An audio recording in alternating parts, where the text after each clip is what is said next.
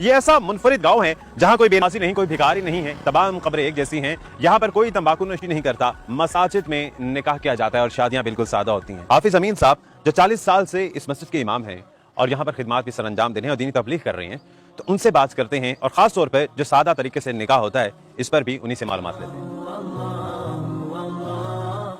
کوئی کام بھی اچانک نہیں ہوتا ہے، ہر کام کا ایک پس منظر ہوتا ہے۔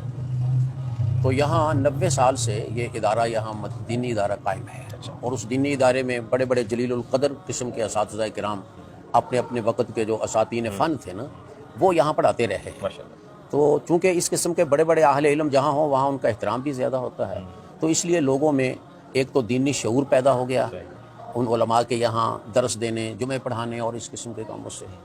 دوسرا کہ لوگوں میں علماء کے احترام کا جذبہ پیدا ہو گیا، تو اب جب ہم لوگوں کو کوئی دین کی بات سمجھاتے ہیں تو وہ اس پہ عمل کرنے کی پوری کوشش کرتے ہیں۔ یہاں پورا گاؤں ایک مسلک سے تعلق رکھتا ہے، مثلا پورا گاؤں ہر ذمہ دار فرد وہ جاٹ ہوگا اور اہل حدیث ہوگا۔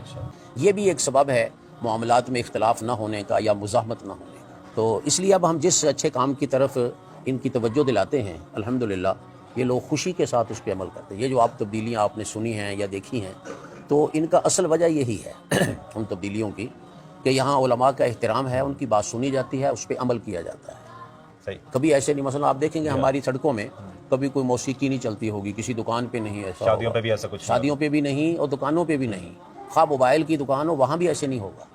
اور خاص طور پہ جو باقی سوشل چینجنگز آئی ہیں، جیسے یہاں سے سگریٹ نہیں ملتا، لوگ سادگی سے مساجد میں نکاح کرتے ہیں، قبرستان کا تذکرہ ہوا اور شادی بیاہ پہ بھی کوئی ایسی تقاریب نہیں ہوتی، یہ لوگ خوش دلی سے قبول کرتے ہیں۔ ایک ماحول ایسا ہو گیا، یا پھر اس کے لیے بعض اوقات ایسا ہوتا ہے کہ کوئی سوشل پریشر بھی ان پر ہوتا ہے؟ ہاں، ایسے کوئی پابندی تو نہیں ہے کہ کسی کو جرمانہ ہوتا ہو یا کوئی ایسی بات، یہ نہیں ہے تو پابندی ان کی ذاتی طور پہ عائد کردہ ہے، تو لیکن کچھ نہ کچھ اخلاقی دباؤ ضرور ہے۔ مثلا ہم یہ کہتے ہیں کہ اگر کسی شخص نے شادی کے موقع پر کوئی فائرنگ کی یا اگر کوئی شادی کے موقع پر آتش بازی کی تو ہم اس کے نکاح میں یا اس کے ولیمے میں شامل نہیں ہوں گے، بلکہ لوگوں کو کہیں گے شامل نہ ہوں۔ اس چیز کا پھر اثر ہوتا ہے، لوگ قبول بھی کرتے ہیں۔ ایک دو واقعات ایسے ہوئے کہ جہاں پھر انہوں نے کسی نے غلطی کی تو ان کے ولیمے میں کوئی بھی نہیں گیا، کمی تک نہیں گیا، کچھ رشتہ دار بھی نہیں گئے، ان کو معذرت کرنا پڑی۔ تو ظاہر ہے جب ایک دفعہ ایسا ہو جائے تو پھر سب لوگوں کو توجہ ہو جاتی ہے۔ اس گاؤں میں پھر ان بیٹیوں والے کے لیے کتنی آسانی ہوتی ہوگی جنہیں جہیز نہیں جوڑنا پڑتا ہوگا، لمبے لمبے خرچ نہیں کرنے پڑتے ہوں گے؟ جہیز تو خیر ایک